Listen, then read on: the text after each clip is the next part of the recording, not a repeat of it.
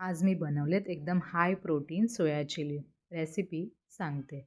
पाणी बॉईल करायला ठेवलं आहे आणि बॉईल करायला सुरुवात झाली की त्यात टाकणार आहोत सोयाबीन. सोयाबीन व्यवस्थित मिक्स करून घ्यायचं आहे आणि 15 मिनिट बॉइल्ड वॉटरमध्ये असेच सोक करत ठेवले आहेत. 15 मिनिटानंतर काढून पाणी ड्रेन केलं आहे आणि थंड होण्यासाठी ठेवले आहेत. थंड झाल्यावरती त्यातलं पाणी व्यवस्थित स्क्वीज करून एका भांड्यात काढून ठेवले आहेत.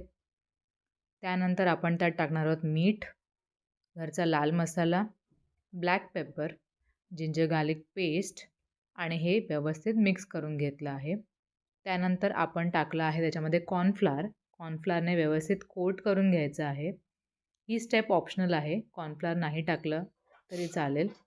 त्यानंतर आपण एका गरम पॅनमध्ये तेल गरम करून घेणार आहोत आणि त्यामध्ये हे सोयाबीन टाकणार आहोत. एक 5 मिनिटासाठी परतून घ्यायचं आहे. जास्त वेळ नाही लागणार. तुम्ही बघू शकता ह्याचा कलर कसा दिसतोय आणि त्यानंतर मी कवर करून 5 मिनिटासाठी रेस्ट करायला ठेवलं आहे. त्यानंतर सेम पॅनमध्ये तेल टाकून चॉप गार्लिक परतून घेतले आहेत. त्यानंतर आपण त्यात टाकले आहेत कापलेला कांदा. तोही व्यवस्थित परतून घ्यायचा आहे आणि कांदा परतून झाला 2 ते 3 मिनिटासाठी की त्यानंतर आपण त्यात टाकणार आहोत चॉप ग्रीन चिलीज.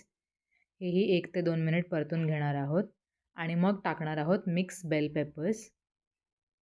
हे ऑप्शनल आहे. तुम्हाला फक्त हिरवी भोपळी मिरची टाकायची असेल तीही टाकू शकता. ह्याला जास्त शिजवायचं नाही आहे कारण त्याचा एक बाईट खूप छान येतो. तर ह्यात आपण टाकणार आहोत मीठ, ब्लॅक पेपर, व्यवस्थित मिक्स करून घेणार आहोत आणि नंतर आपण टाकणार आहोत सोया सॉस. परत व्यवस्थित मिक्स करून घ्यायचं आहे. थोडंसं व्हिनेगर टाकणार आहोत. एक थोडासा चायनीज टच द्यायचा प्रयत्न आहे.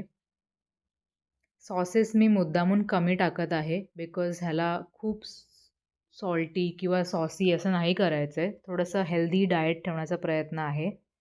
त्यानंतर त्यात टाकला आहे रेड चिली सॉस आणि ह्यानंतर खूप ऑप्शनल आहे टोमॅटो केचप. तुम्हाला टाकायचं असेल तर टाका, अदरवाईज स्किपही करू शकता.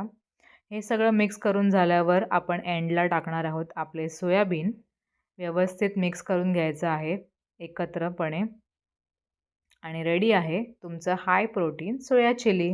एन्जॉय. बाय.